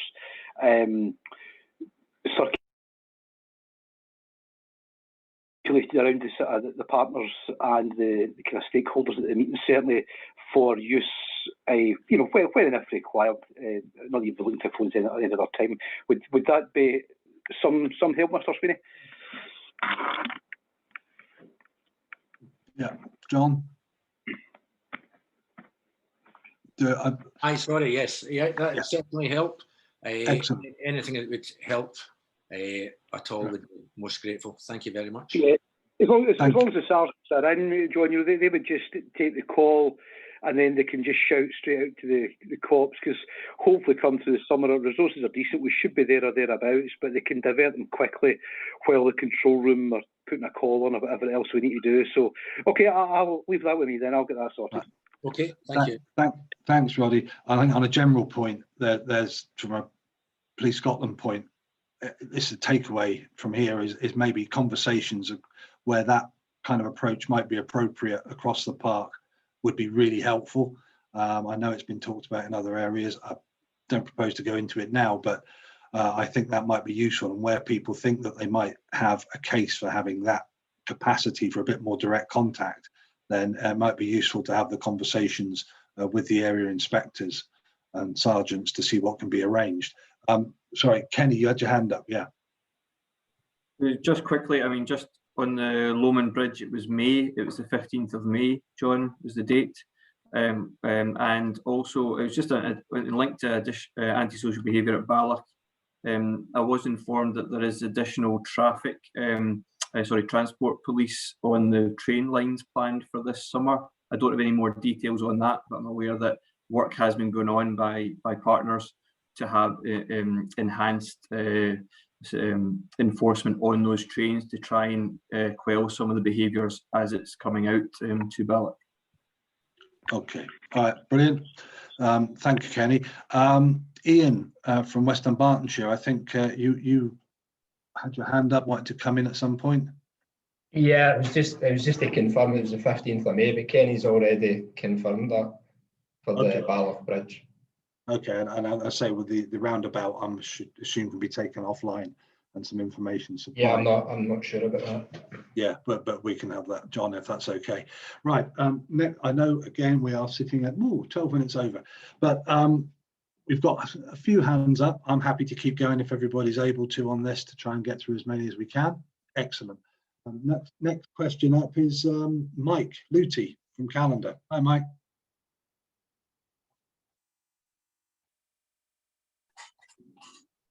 Hi, Martin. Can you hear me? Yes. That's fine. Thanks for letting me in. I'm conscious of the time, so it's really two quick questions. But I'd just like to say that around Calendar, and as your chart shows, Brackland Falls and South Loch were really blitzed. But with good work from the National Park, Stirling Council, and the police, and the Community Council, we managed to mitigate a lot of the negative aspects. My question is, basically, I'm really pleased that we're getting extra support and staff from the National Park and FLS, and it comes back to what the last two speakers said. I mean, what powers are they going to have? I know that Stirling Council were looking at the drinking bylaws, which even if you opened a can, the police could lift you, etc. But I'm concerned about FLS staff and National Park staff, because most of the people that come to the countryside here behave themselves and are courteous, but it's got to be said that there are some environmental thugs up here as well.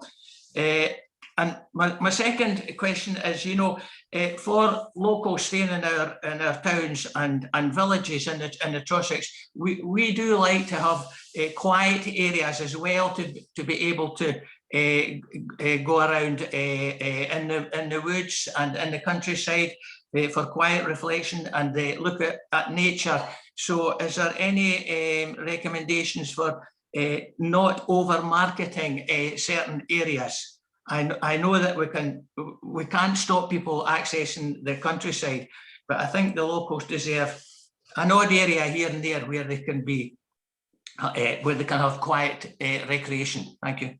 Okay, thanks, Mike. So you got two questions there, which we'll try and get through. I suppose the first one was a bit about between powers, rangers, and FLS, an approach. Kenny, you had your hand up, and then probably I'll come to you, Stuart. I'll take the second question first. I suppose it was around the quiet areas and promotion. I suppose there's two things, and as we move forward in some of our strategic work, this will come through, and all these voices will be heard. But so that we wouldn't, we're not going to focus promotion on willy-nilly. There's going to be areas, and it's not going to be probably largely different from what we've been doing for years. It's about where we focus infrastructure, and actually, as I mentioned earlier on, a lot of that will be actually not entirely dispersal. A lot of that will, when people are in one area, it allows us to build economic arguments for investment easier. It allows us to provide facilities easier and shift behaviours easier. If they want to progress or find out on quieter areas, then fine. So I think I wouldn't necessarily worry about that. It's part of our considerations, and we'll work on that. So and we don't know where these quiet areas are anyway, because Mike won't tell us. So it's all hidden. It's all hidden out there. So in the enforcement stuff, our rangers are obviously really skilled, and other staff are, on taking it to a certain level and influencing behaviour and working to that level. And then it hits at certain points, and they're really trained on at what point that becomes a more serious matter, a more serious audience, and how that's escalated into the police and that enforcement. But Stuart can probably answer that better than I can. Yeah. Mike, thanks for the question. I guess the powers that our staff have got is slightly tongue-in-cheek, but it's the power of a smiling face. And I think our role is to try and encourage visitors behave better. The reason that we're looking at putting patrols in is if we can make the visitors care about the sites like we care about our sites and like the communities care about our sites, there's much more chance they'll behave much more responsibly. So we see it as like almost 3 steps. There's a role for us, then the National Park have got their bylaws that they can use in the appropriate area. And then ultimately a lot of the issues that we would get are actually moving into criminal. So if a ranger gets abuse from a member of the public, that's not a bylaw issue. That is it's a police matter. So it's we're part of that journey, but hopefully it's about trying to encourage positive behaviour. That's our main role. All right, thank you, Stuart. Thank you both. Okay, thanks, Mike. Next up, I've got Katie Lamb from Kinloch Hard Village Hall. Hi, Katie. Hi, Martin. Can you hear okay? Yes, I can, thanks. Just very quick, won't take a minute. One was just to reiterate the point that's actually come up several times now on this question of who do people phone.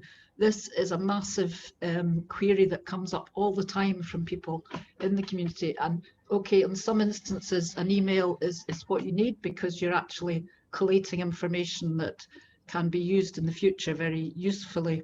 But on other occasions, it really is something, afterwards the forestry or the park or whoever says, oh, well, why didn't you do X, Y, Z at the time? And you say, well, excuse me, we did. But as the other people were saying, phoning 101, and God bless them, they get enough calls coming in, they simply can't cope. And I was just wondering whether you would possibly consider the partnership, consider looking at having some kind of a coordinated response, even if it's to say, I'm sorry, there's nobody in your area at the moment, so we just can't deal with it. Don't deal with it yourself, just mark it down, and life's going to carry on. But it would be great if there was that facility, because nobody knows, there might be somebody just round the corner who would come along and help. So that's my one point, if you please consider that and have another look at it. And the other one was just to say, could you let us know, there's been chat about people saying, obviously you can feel it, people coming in already, but I was just wondering whether, with the 26th being the official date for travelling out with your area, is that something that police are intending to try and rangers to try and police up to the 26th, or is it something where we're just going to say, well, it's not going to be possible, let's just let it happen? That's my main area just now, and thank you for all the work. Thanks. Okay, thanks, Katie. Gordon, you had your hand up on that one. Yeah, it was just to re-emphasise that the email address that Joanne gave out earlier, that is monitored through the weekends. We have duty staff monitoring things and communicating across partners. So information is passed across partners. And if it's something that we can respond to because it's something happening, we'll do our best to do that. Obviously, staff are out on various patrols. So it was just to emphasise that email is about information sharing, and if it's possible to respond to something that needs a quick response, we'll do our very best to do that. So it isn't just about logging, it is about live information sharing. But I think the advice is that if it's something that is clearly a police matter, that, you know, albeit the calls handling is maybe not as quick as people would like, that does go straight to the police call centre, whereas coming to us, then, you know, we can't guarantee that fast communication. So please do use the feedback email address to feed into things that we could share, you know, through our ranger team and through colleagues that are working for local authorities and Forest Land Scotland at the weekend. We do our best to share that information to get the right response. Okay, thank you. And I think it's, you know, there is an extra resource going to be available for weekend support here as well, which is monitoring this, which will speed things up, which I think is important. And there's far better coordination this year as well than there was last year, which again should help. Katie, sorry, you had a second point. I'm conscious of time, but I don't want it to be forgotten. It was just the point about the whether we see it as being feasible that people are going to stick to the government guidelines up to the 26th, or should we actually be not looking for any kind of enforcement of that? Okay, that's a short question with a big answer. I'm not sure if, I don't know, is this a police one, Roddy or Andy? If there's a comment here you want to take about this, about the lifting of restrictions and the time scale? Yeah, it's Roddy here. I'm not sure if Andy's still on. I'm over the other side, but yeah, we are currently doing our best to police the current restrictions. We are certainly sending people home best we can every weekend. We are also issuing fixed penalty tickets for breaching the travel regulations when appropriate. My understanding is when we get to 26th of April, unless I've missed an update, it's not going to be open up the whole country as of the 26th of April. We're going to drop back into a kind of tiered system again, yet to be decided who's going to end up in what tier. Previous lockdown, has been Ballaugh, Western Barnes, we were tier 4 or Argyll and Bute were in tier 2. It did cause a lot of folk to move from area to area, which we've managed best we can. Yes, we are managing it just now. It's not easy. It's very, very manpower intensive with the numbers that are already arriving in Ballaugh and Argyll and Bute and over towards Central and Calendar, etc. We'll need to wait and see exactly what we get when we get to the 26th of April with regards to tiers and what the travel within the Scotland allows and doesn't allow. If there are still restrictions in place, we will be looking to police them, yes. I.e. if people are turning up in the park from, for talking sake, Glasgow, and if that's out with what you're allowed to do, then they should be getting turned around and sent home at source. Okay, thanks, Roddy. Gordon, you've got your hand up on this one. Yeah, I mean, I think it was just to highlight that, you know, our role would be eyes and ears, and it is where there's something very flagrant. One that sticks in my mind from last year was we found a Birmingham taxi parked on a beach on West Loch Lomond side, with the taxi stickers on it. So you've got things like that. You can very obviously see that somebody has breached travel. Then obviously we do share that with police colleagues, and obviously we'll continue to make sure that information around restrictions appears in all the relevant places, including things like our camping booking system, that people, if they're planning on travelling, that they get the warnings in the booking system as well if there's restrictions still applying. So we'll be doing our best to reflect guidance in all of our channels as required. Okay, thank you. Now there are 4 hands left up. Okay, I know some officers have got other commitments from 12:30. They've got to go into and straight into other meetings. So if people have to go, they have to go. I've now got the next person up is David Scott Park from Portmelon on South Loch Lomond. And as I say, we'll try and do these, but if you have a question that has not been asked, or you think we've rushed or whatever, you can get that in and we'll make sure there's a full response given offline, of course. So David, over to you. Yeah, that's great. I'll be very brief. I'm delighted to hear from Joanne that communication with visitors is a priority. we provide moorings on Loch Lomond, and I get a lot of inquiries about when the Duncan Mills slipway is going to be open. And as of this morning, that information is not on the National Parks website. So I'd hope that that will be there very soon. Thank you. Great. Okay. Right. Yeah, from today. Once you heard it here first. So from today, we'll be sharing that information publicly. Excellent. Good. Brilliant. Thanks, Joanne. Next is Alexander Fraser.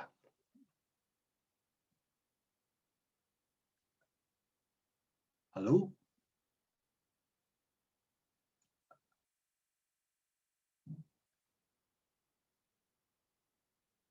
Hello, Alexander, can you hear us? Oh, I'm presuming this is Sandy, but yeah, not hearing from him. Sandy, anything? You're showing as unmuted.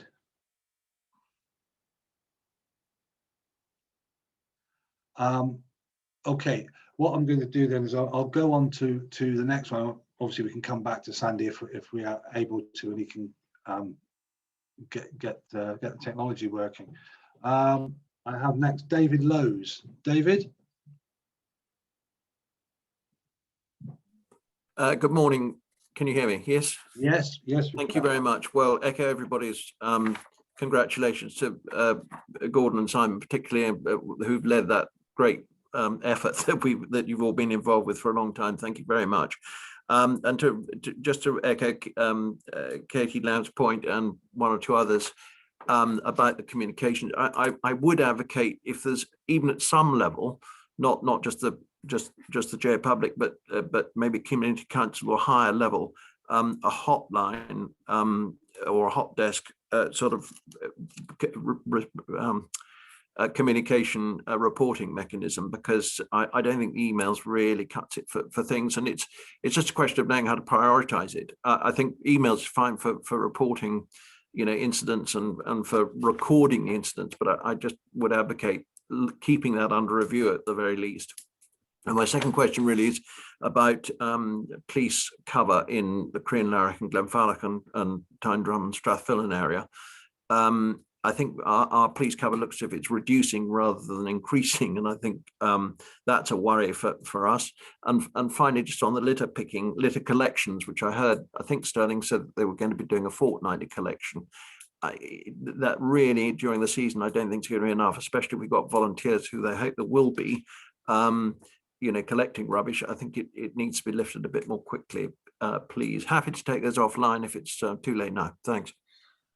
All right. Yeah, no, thanks, David. I think it might be there was a query there about the police and the communications, I think, and it's one that's come up on a regular basis about that, about the email contact versus, I think it's also psychologically you spoke to someone as well, as opposed to put it into an email system, which I think, but I know that there's ongoing work on that with the Recovery Action Group as well. So if you're happy for those various strands to be taken offline, that would be, I think, helpful. Thank you. Thanks. Yeah.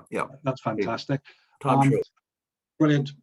Next I have up is Fergus Duncanson. Yes. Hello, Fergus. Good afternoon. Can you hear me okay, Martin? Yes, they're all loud and clear. Right, thank you. I'm from RYA Scotland. I wanted to make a comment on one or two aspects. First of all, thank you for all the work that's gone in and the enhancement of the provision of toilets and car parking and ranger services. That will be superb. One of the things you should anticipate, though, I think, is an upsurge in on-the-water activity with the growth of paddleboarding, canoeing and kayaking, including blow-up canoes, and in open water swimming. I think you'll find there will be an upsurge of activity, which is generally all good, healthy outdoor activity, but it may cause problems. You may anticipate problems with safety in the open water areas of Loch Lomond or Loch Earn, but there are aspects as well of access. With craft like that, you need to be able to unload by the waterside or close to the waterside. So in the management of clearways and parking, I hope that's going to be taken into account to some extent. The other point I wanted to raise was RYA has been working with Graham Archibald and the Visitor Management Group about problems in Loch Earn. in tackling the serious, dangerous antisocial behaviour with personal watercraft in Loch, and I look forward to some improvement there. The issue may be necessary contact with police if it doesn't get under control there. So that's really all I wanted to comment on. Thank you. Thank you, Fergus. Kenny, was there something you want to come back on then? Yeah, just fully agree with Fergus, and we're well aware of those opportunities, but considerations around obviously vehicle access and safety and behaviours while we do that. So I think it's just to make sure that we do talk to RYA and the Scottish Canoe Association as well, which kind of has a big role to play in this. But it's moving so quick that we just it's on our agenda. Okay, thanks, Kenny. Also, I think Bruce Reiki at Stirling Council had his hand up, which is probably about the litter point, the last question. Bruce, did you want to comment quickly on something there? How did that come up? Just... maybe not.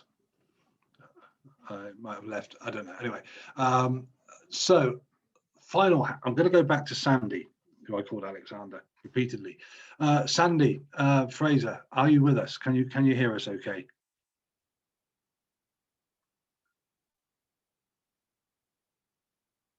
Still showing as. Hi, hello, Martin. Can you hear me? Yes, yes. Oh, hello. I know. We're just struggling here with the technology. Balmaha. I'd be very quick. I'm very conscious. Firstly, I'm very upbeat hearing all the synergy between the national park and all the groups. So I'm going to bypass my usual question on litter. It's been talked about enough. I would like to just mention about the C6 from Balmaha to Rowerdennan, which we now, in the last 20 years has been a clearway. The harsh facts are that there is around about 700 car parking spaces less than there was 18 years ago. And that's a statement of fact. And I can give you examples where Mance Bay has closed, Loch has closed because it's a clearway, you can't park. And the reality is that the feedback we're getting at Balmaha from people at Rowerdennan, they can't stop anywhere virtually between Balmaha and Rowerdennan. And last weekend, we had people trying to go to Salakey to do a litter pick, locals at Salakey, and found that the Salakey car park is now closed as well. So my question is, I believe that there's some additional car parking at Rowerdennan. How much? And is Salakey going to be staying shut for the season? I've a lot more I'd like to say, but I'm very conscious of time. Thank you. All right, thank you, Sandy. As I say, there's going to be lots of opportunities through the season for more discussions as well. I know these are quite long-running issues. Does anybody want to pick up? Who wants to pick up on that? Kenny, and I've got Gordon. All right. Well, I mean, Gordon can cover it. Stuart Chalmers will also be able to give a specific update on the Rowerdennan overflow plans. So that's more appropriate. Yeah, I mean, we're aware of the capacity issues or the kind of the vehicles we're seeing north of there, and we're actively looking at, when guidance allows, providing enhanced kind of shuttle bus options and enhanced transport options when it can, alongside Stuart's kind of shorter term overflow car park. So we're conscious of the sheer volumes of people that want to enjoy East Loch Lomond, and we want those people to enjoy East Loch Lomond. We're not necessarily at carrying capacity for people, we're at carrying capacity for cars. So a wee bit more capacity around that, and then a transition towards a system that works better for everyone is where we're trying to get to. But obviously, Sandy is key part of that conversation, but Stuart will have more details. Yes, and I think Stuart has had to. Stuart's had to leave as well. But I think Gordon, is there anything you wanted to add to that? Yeah, I mean, a couple of things. Certainly, Rowerdennan is a priority in terms of looking at future capital investment. And as mentioned, there's parts of the nearby forest estate that could be used as overflow. So that there are things that are being worked on. However, that still will not meet the demands. The clearway is needed because of the need for access with emergency vehicles, and we saw that as a major issue last year. A number of rescues were hampered and with serious incidents. So the clearway is very much needed. I'm not sure where the 700 spaces comes from, Sandy. I remember when Mans Bay was opened, the fields were there, opened with the ice ban a few years back, but that's not been for quite a long time. And I think the point is that, you know, it is certainly a place where we can't just build more and more car parks. We've got to look at other transport options as well as enhance what is there, and also that includes water access as well. So we'll keep looking at all of those things, but it won't be lots and lots more car parks. There will be enhancements where we can deliver them. Thanks. Okay, right. So there we are. We finally have no hands showing. So that has been excellent. We've overrun by half an hour, but it was well worth it, I think. And thank you to everybody for the varied and excellent questions that have come through, and so many of you for asking them. As I say, this is the start of a process through the year. There's going to be a lot more engagement, a lot more conversations, all ongoing. If there's something you've got to raise it, please. Sorry, I've got a bit of feet. There we are. Hey, it's gone. So just to wrap up, I know everybody's got other things to be doing. Thank you all again. Thanks to everybody who's presented today. It's been really helpful and useful. Thanks to everybody for attending from across the park. It's going to be a difficult season. We all know that. We all know that there's been a lot of work going on, and we all know there'll be times when it's going to stretch the resources that are available. But everybody is geared up for it, a lot better position than last year. This recording will be going out to everybody. The Q&A session will go out to everybody, which I think will be very helpful. And there'll be contact information, as Joanna's talked about, going out to everybody as well, because that was a significant topic of conversation. On that basis, unless anybody has anything they particularly want to say at this moment, I'm not saying anything, then I would say thank you to everybody and look forward to seeing you all again shortly. All right, thanks very much. Thank you. Thanks, everyone. Thanks, Martin. Yes, bye. Bye.